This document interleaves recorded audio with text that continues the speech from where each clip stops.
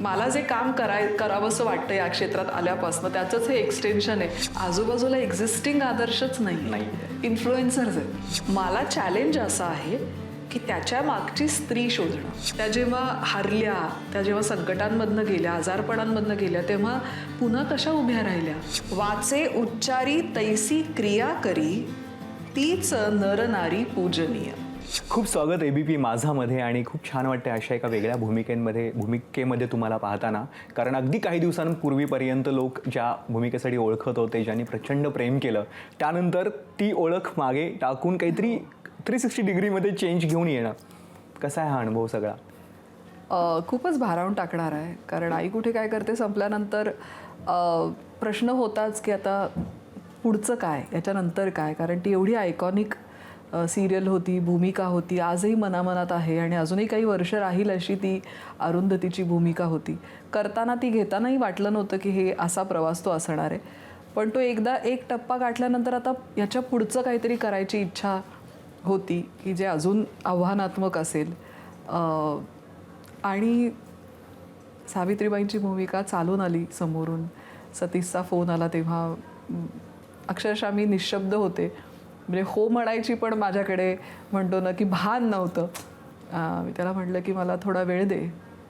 आणि खरं तर उगाचच तो आपल्याला जमेल का हे स्वतःशी एकदा पडताळून पाहायचं होतं. मग एकदा विश्वास वाटला की सतीशला वाटतंय, कन्व्हिक्शन त्याचं आहे, मग आपण उडी घेऊया. नक्कीच. पण तो जो मधला वेळ असतो की आपल्याला जमेल की नाही, हे आपण खूप वेगवेगळ्या पद्धतीने विचार करतो. कारण इतकी मोठी भूमिका आहे आणि लोकांमध्ये त्यांच्याबद्दल प्रचंड आदर आहे, प्रेम आहे. आणि तिथे आपल्याकडून ज्या गोष्टी डिलिव्हर होणार आहेत त्या प्रॉपरच व्हायला हव्यात, त्या परफेक्टच व्हायला हव्यात. अर्थात टीम असते सगळी सोबत, पण स्वतःच्या व्यक्तिगत पातळीवर आपल्याला ती तयारी आजमावून पाहणं गरजेचं असतं. डेफिनेटली करायला लागते. तर आता एकदा हो म्हटल्यानंतर, एकदा उडी घेतल्यानंतर मग तो सगळा प्रवास चालू होतो की मग त्यानिमित्ताने पुस्तकं वाचणं असेल, बोलणं असेल, काही बघणं असेल, त्या काळातला इतिहास समजून घेणं असेल की नक्की काय परिस्थिती होती 250 वर्षांपूर्वी आपल्या समाजाची, की ज्याचा आता काही आपल्याला अवशेषच पाहायला मिळतात. आता खूप खूप प्रमाणात बदल झालेत, पण ते ज्यांच्यामुळे झालेत त्या व्यक्तिमत्वाला आपल्याला आज टेलिव्हिजनवरती आणायचं. आणि टेलिव्हिजन हे माध्यम मला पूर्वीपासूनच वाटतं, आपण अनेकदा याविषयी बोललो पण आहोत विनोद, की इतकं प्रभावशाली हे माध्यम आहे आणि सामाजिक बदल करण्याची क्षमता असलेला हा चौकोनी बॉक्स जो प्रत्येक घराघरात आहे, त्यावर हा विषय मांडला जातो. हे माझ्यासाठी म्हणतात ना की मला जे काम करावंसं वाटतं या क्षेत्रात आल्यापासून त्याचंच हे एक्सटेन्शन आहे असं आपण म्हणूया. की पुढचा विचार सांगणारी, समाजाला पुढे नेणारी कलाकृतीचा आपण भाग असायला हवं किंवा अशा कलाकृती यायला हव्यात, ही माझी धारणा आहे. आणि तसंच काहीतरी पुन्हा एकदा आलंय, ह्याचा आनंद आहे. खरं तर पुढे घेऊन जाणारी गोष्ट असायला हवी. आणि आता जी सावित्रीबाईंची गोष्ट मांडली जाणार आहे, लोकांसमोर जी येणार आहे, ती या पिढीला कशा पद्धतीनं पुढे घेऊन जाऊ शकेल असं तुम्हाला वाटतं? एकतर बघ, आत्ता आपण बघायला गेलो तर स्त्रियांकडे काय, पुरुषांकडे काय, आपल्याच एकंदरीत सगळ्याच वयोगटांकडे आदर्श नाही आहेत. बरोबर. आजूबाजूला एक्झिस्टिंग आदर्शच नाही, इन्फ्लुएन्सर्स आहेत. पण ज्यांनी खरंच मुळापासून बदल केले, त्याच्यासाठी संघर्ष केला आणि संघर्षातनं जातानाही स्थितप्रज्ञासारखं राहून सातत्याने त्या वाटेवर चालत राहणं, ते कन्व्हिक्शन, त्या विचारांप्रती असलेली आपला दृढ विश्वास आणि त्याच्यातही निर्मम भाव की त्याच्यात माझा काही फायदा नाही आहे, मला याच्यातनं काही मिळणार नाही, हे मी एका विचारासाठी करते आणि या बदलासाठी करते, कारण तो मला आणि अर्थात ज्योतिरावांना गरजेचा वाटतो. आणि तो काही काळ पुढचा असला, आत्ता मला कितीही त्याच्यासाठी झेलायला लागलं तरी मी या वाटेवर चालत राहणार आहे. अशा प्रतिमा आजूबाजूला कुठे बघायला मिळतात की त्यांच्याकडनं आपण खरोखर बळ घेऊ शकू. म्हणजे तू काय, मी काय, आजूबाजूचे सगळेच जण आपण छोट्या छोट्या लढाया लढतच असतो. बरोबर. पण ते लढताना समोर कोणीतरी असेल की बाबा ज्यांनी एवढा मोठी लढाई लढली आणि ते सुद्धा अत्यंत शांतपणे आणि स्थिरपणे, तर त्यातनं प्रेरणा घेता येईल का बघणाऱ्या प्रत्येकाला? तर मला असं वाटतं 100% ती घेता येईल. कारण जरा काही झालं की आजकाल आपण सॅड होतो, डिप्रेस होतो आणि अँक्झायटी, हे सगळे शब्द कुठे होते आत्तापर्यंत. यांनी तर काय सहन केलंय, आणि आज त्यांच्यामुळे आज आपण आहोत. तर आपला लढा लढण्यासाठी ची प्रेरणा मला असं वाटतं की ह्या भूमिकेतनं सगळ्यांना मिळेल. नक्कीच. आणि ही खूप मोठी जबाबदारी. आता एवढं सगळं जे सांगितलं ते सगळं लोकांनी आपल्याकडे पाहावं आणि आपल्या भूमिकेमधून आपल्या कामातून ते लोकांपर्यंत पोहोचलं पाहिजे. त्यांच्या पुढे आत्ता आसपास जरी आदर्श नसले तरी ते तुमच्या व्यक्तिरेखेतून तुम्ही साकारलेल्या भूमिकेतून ते त्याच्यापर्यंत पोहोचवणं गरजेचं आहे. सो हा लुक बघितल्यानंतर त्याची जाणीव आणि त्याची जबाबदारी आणखी वाढली असेल. हो, निश्चितच वाढली. जबाबदारी वाढली आणि ती माझ्या एकटीची नाही आहे, अर्थात सगळ्या टीमची आहे. आणि खूप चांगली टीम आहे आमची. डॉक्टर अमोल कोल्हे स्वतः ज्योतिराव त्यांची भूमिका करतायत, प्रोड्यूस करतायत, लिहितायत. कार्तिक केंडे डिरेक्टर आहेत. सतीश सर तर आहेतच चॅनलमधनं आम्हाला सतत गाईड करायला. लतिका सावंत जी लिहितीये, ही सगळी खूपच काय आणि प्रताप गंगावणे जे डायलॉग्स लिहित आहेत, हे खूपच सजग व्यक्तिमत्व आहेत, सगळी अभ्यासू आहेत. आणि आता काय म्हणतात त्याला, माझी सगळी सूत्रं मी त्यांच्याकडे सोपवली. तुम्ही मला सांगा तसं मी करणार आहे. माझ्याकडनं मला जो काही थोडाफार अभ्यास करून जायचा आहे तो अर्थात मी करतेच आहे. पण बाकी डिरेक्टर्स, ॲक्ट्रेस. नक्कीच. पण अमोल कोल्हेसारखा प्रोड्युसर असणं, तोही सहकलाकार असणं आणि एका वेळेस अशा समाजाचा ते भाग आहेत किंवा अशा समाजात ते वावरतात, एक नेता म्हणून पण ते वावरतात. या सगळ्या गोष्टी एकत्र एका व्यक्ती जी आपल्यासोबत शूट करते. आणि काय काय अनुभव आहे तुमचा? अमोल बरोबर मी आत्तापर्यंत जे काही दिवस शूट केलं आहे, तर मला त्याच्याकडनं घेण्यासारखी गोष्ट अशी वाटते की इतकं वर्सटाईल व्यक्तिमत्व आहे. तो स्वतः डॉक्टर आहे. त्यांनी इतक्या अजरामर अशा भूमिका करून ठेवल्या आहेत. इतका पॉप्युलर आहे, खासदार आहे, उत्तम वक्ता आहे.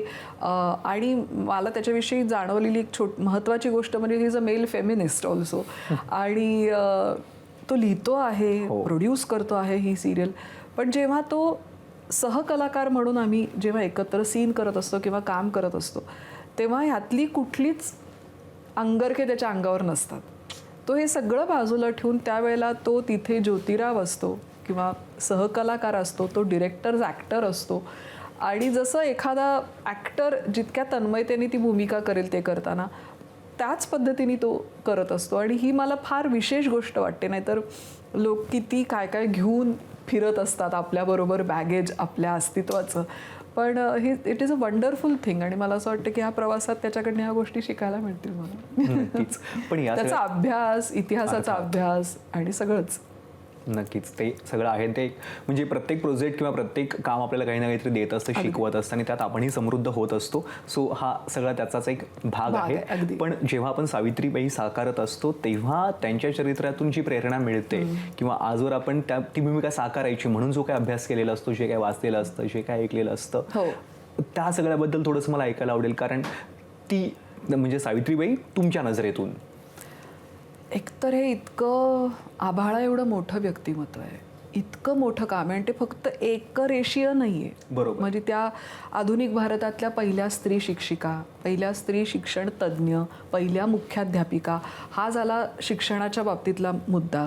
त्यांनी विधवांना होणाऱ्या मुलांसाठी जे काम केलं आहे ते वेगळं. सत्यशोधक समाजाची चळवळ असेल किंवा समाजाची स्थापना असेल, नंतर अस्पृश्यांसाठी केलेलं काम असेल, दुष्काळ पडल्यानंतर केलेलं काम असेल. म्हणजे त्यांचा मृत्यूही प्लेगच्या साथीत एका म्हणतो ना आपण रुग्णाला दुसरीकडे घेऊन जाताना, म्हणजे समाजसेवा करतानाच त्यांना मृत्यू आला आहे. अशी ही म्हणजे आपण म्हणतो ना की कोणीच आपण त्यांच्या नखाला पण खरं तर आत्ता नसू. पण मला त्यात हे सगळं करताना हा इतिहास आहे. आपण हे सगळे इतिहासातही हे सगळे मुद्दे शिकलो. हे सगळे एकेका लाईनीत आपण वाचतो किंवा आपण त्यांच्या प्रतिमा भिंतीवरती पाहतो. प्रत्येक सरकारी कार्यालयांमध्ये, शाळांमध्ये त्यांचे पुतळे पाहतो.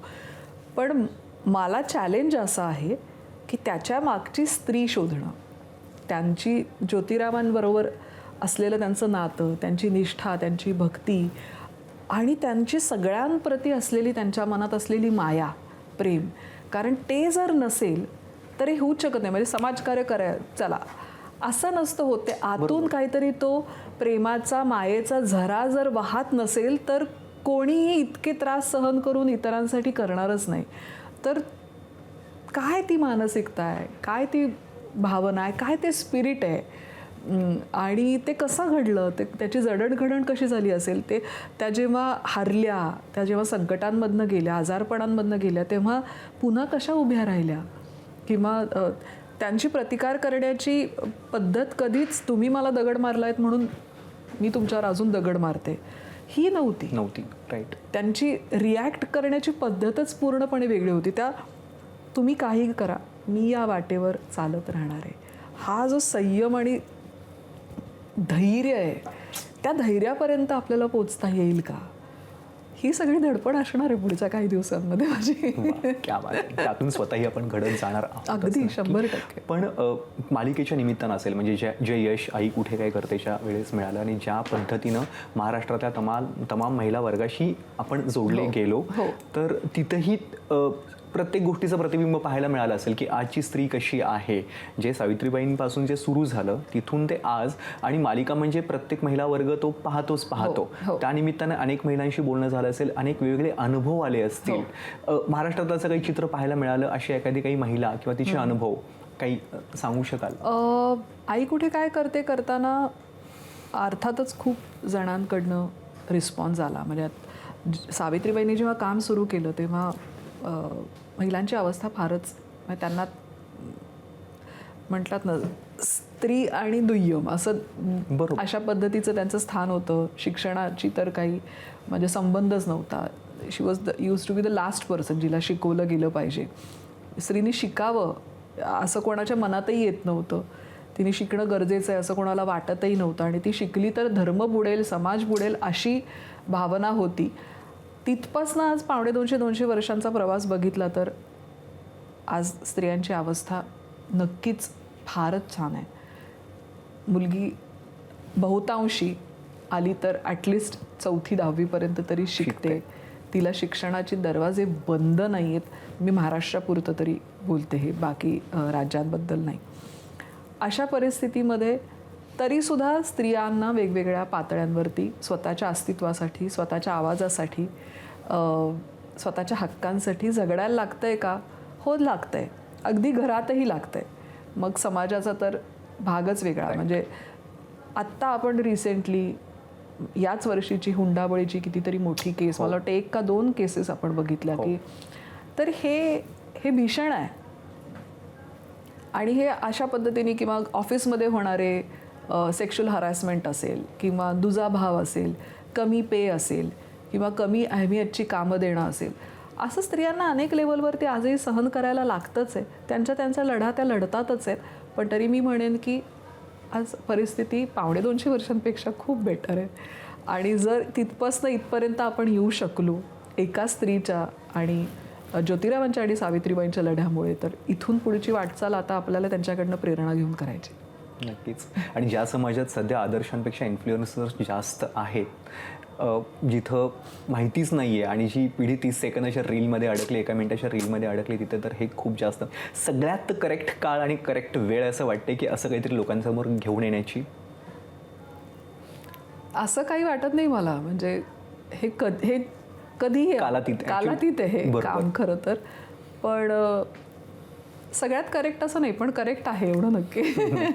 मला खरं तर तुम्ही आलात आणि कविता ऐकली नाही असं होऊच शकत नाही. मला काहीतरी ऐकायचं आहे, कारण ह्या सगळ्या विषयाशी संबंधित किंवा सावित्रीबाईंच्याच काही ओळी ऐकवते. नक्की. वाचे उच्चारी तैसी क्रिया करी, तीच नर नारी पूजनीय. वा. वाचे उच्चारी तैसी क्रिया करी, तीच नरनारी पूजनीय. सेवा परमार्थ पाळी व्रत सार्थ, होई कृतार्थ तेच संत. वा. सुख दुःख काही स्वार्थपणा नाही, सुख दुःख काही स्वार्थपणा नाही. परहित पाही तोच थोर. मानवाचे नाते ओळखती जेते, मानवाचे नाते ओळखती जेते. सावित्री वदते तेच संत, तेच संत. खरं तर ही सगळी ही कॅरेक्टरिस्टिक्स आहेत किंवा हे सगळं खरं तर हे दोघं होते. हेच दोघं खरं तर संत होते. म्हणजे ज्यांनी कधीही मी मगाशी म्हटलं तसं की दगड मारला म्हणून दगड मारून प्रतिकार केला नाही. ते त्यांचं जे त्यांच्याशी असे वागत होते त्यांच्याकडे प्रेमाने बघणारं, मायेनी बघणारं असं हे जोडपं होतं. खरं तर हे सगळी विशेषणं ही त्यांचीच आहेत.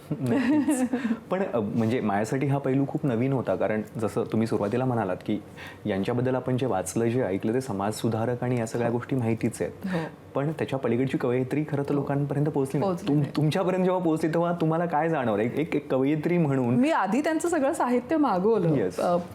पुस्तकपेठ नावाचं पुण्यात दुकान आहे, तिथनं मी पहिल्यांदा म्हटलं की मला समग्र साहित्य त्यांचं पाठवा, आणि मी वाचायला लागले तेव्हा जाणवलं की इतकं फुलासारखं हळवं मन आहे. त्यांच्या कविता इतक्या सुंदर आणि नाजूक आहेत की मी म्हटलं की अरे हा वेगळा पैलू आहे, हा आपल्याला पकडता यायला हवा कुठेतरी. म्हणजे साधी स्त्री पण असणारच ना तिच्यामध्ये, ती काय सतत क्रांतिकारी नसते कोणी व्यक्ती.